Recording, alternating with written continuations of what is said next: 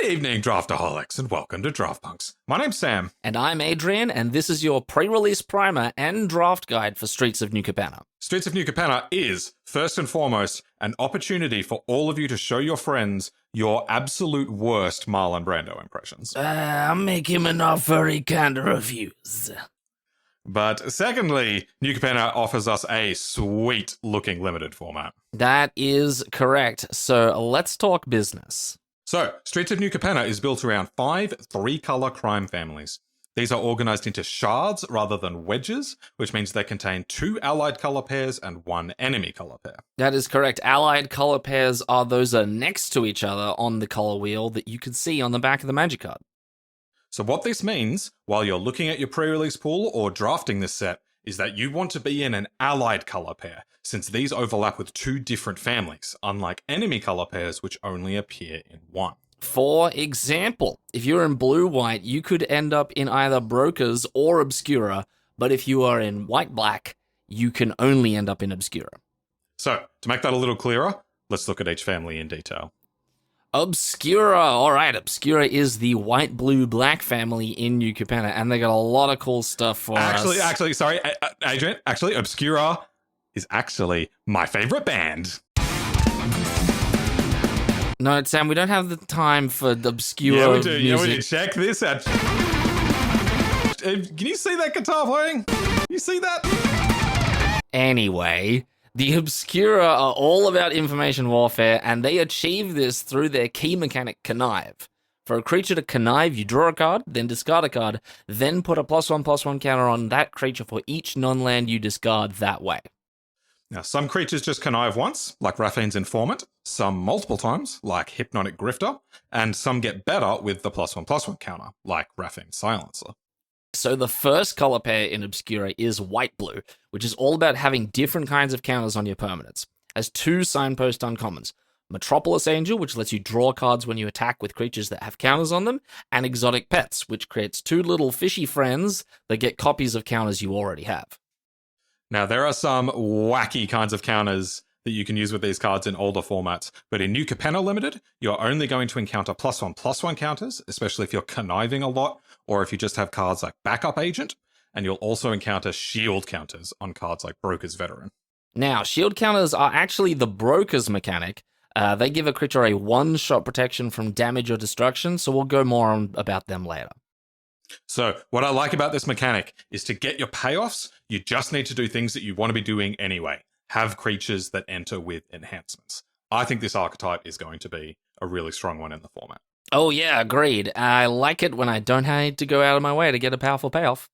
So, the second allied color pair in Obscura is blue-black, which is all about having 5 or more different mana values among cards in your graveyard. Its 2 signpost uncommons are Syndicate Infiltrator, which is a 3/3 flyer that gets bigger once you've met that threshold, and Tainted Indulgence, which lets you draw 2 cards and then discard a card unless you've met the threshold. So this also synergizes with Connive, as you can discard cards of particular mana values to get these cards turned on. Now, while the graveyard naturally fills up as the game goes on, you really want to get some self-mill to accelerate things. You can do that with cards like Deal Gone Bad. You also want to pick up some cards that function well if you incidentally mill them or discard them. Cards like Expendable Lackey.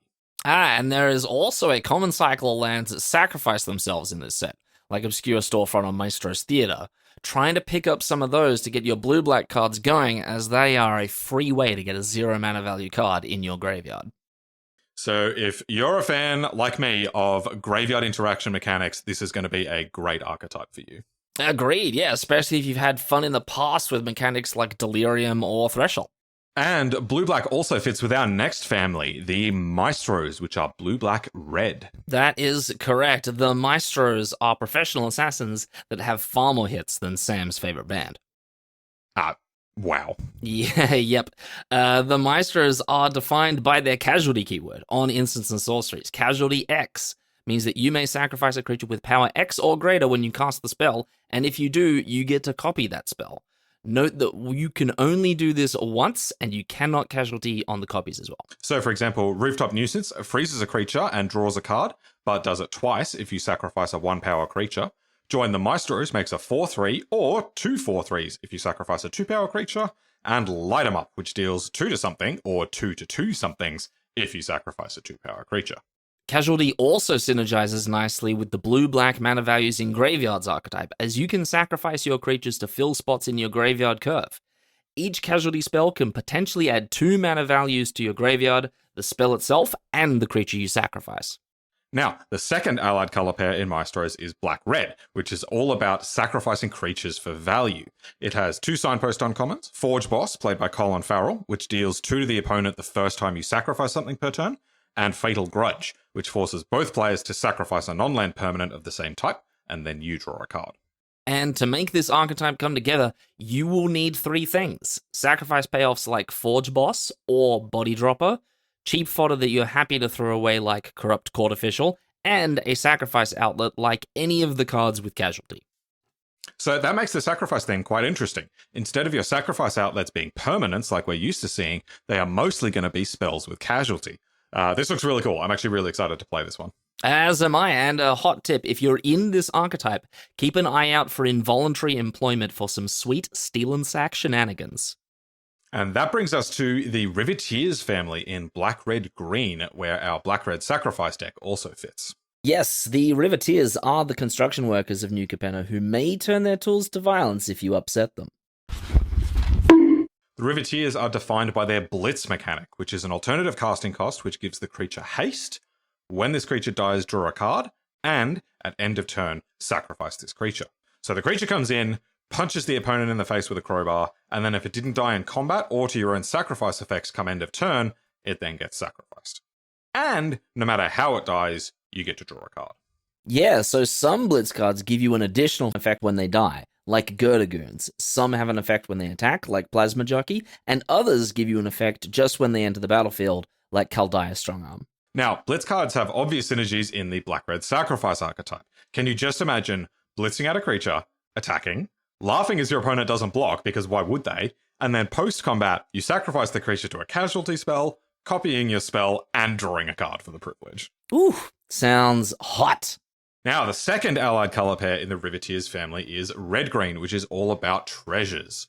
The 2 signpost uncommons are Security Rocks, which is a 4-mana 5/4 that is actually a 2-mana 5/4 if you pay for it with treasures, and Stimulus Package, which sounds like a way to make fiscal conservatives upset, but is actually a way to turn treasures into citizen tokens. There are a metric buttload of cards that make treasures in this set, so all you want to do is combine any of them, for example Sticky Fingers, with cards that synergize with treasures, like Jetmir's Fixer or Capenna Express.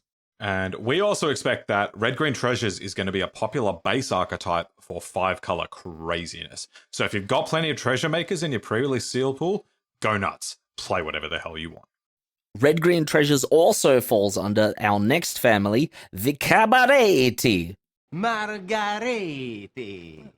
Who are known for their large clan and lavish parties. So the Cabarete have lots of friends and are popular at parties. Are you sure Magic players are going to be able to relate to that? Well, regardless, the Cabarete feature the Alliance mechanic, which is basically creature fall, giving you a trigger whenever another creature enters the battlefield. Now, some Alliance creatures have just a single trigger, like, say, Witty Roastmaster, while others give you a greater benefit on the second trigger each turn, like, say, Venom Connoisseur or Rumor Gatherer.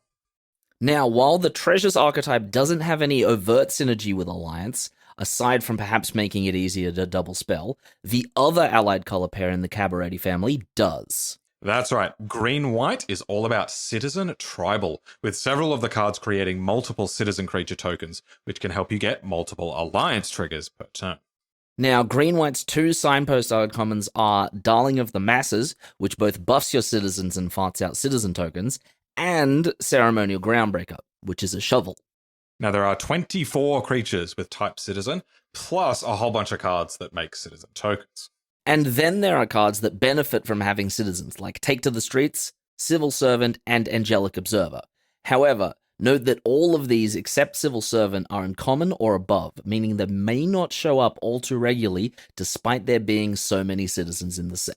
And finally, we have the Brokers family, a clan of demonic lawyers, because apparently blood-sucking vampires weren't available. So the brokers are green, white, blue, and feature shield counters, a new type of counter that grants a creature a one-shot protection from damage or destruction. Specifically, if a creature with a shield counter would be dealt damage or be destroyed, you instead prevent that and remove the shield counter. Now note that this triggers off any amount or type of damage. So for example, your shielded creature being chump blocked by a 1/1 will be enough to break its shield. Now, some creatures come in with shield counters and may even have an ability that works with them, such as Voice of the Vermin, which can have a free chump attack thanks to its shield. And some grant shield counters to other creatures, such as Boon of Safety or Broker's Veteran.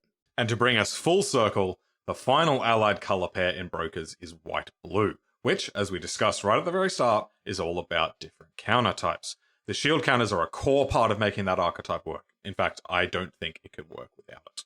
And finally, it's important that we talk about fixing in New Capenna. Because of the multicolor nature of this set, your fixing should be the first thing you look for in a sealed pool, and you shouldn't be afraid to pick it highly in draft. Now, there are 3 5-card cycles of fixing at common. Firstly, there are allied color dual lands that enter tapped and can be sacrificed for 4 mana to draw a card. And there are Evolving Wilds type lands that sacrifice themselves when they enter, then search up one of 3 basic lands, for example, a plains, an island, or a swamp, and then gain you 1 life. And finally, there's a cycle of tricolored creatures that can be exiled from your hand for 2 mana to grant a tricolor fixing ability to a land you control, and then you can cast them from exile later. And that's it. If you would like to see a Streets of New Capenna draft video the day the set comes out, all you need to do is remember what to call a werewolf on YouTube. It's a like and subscribe.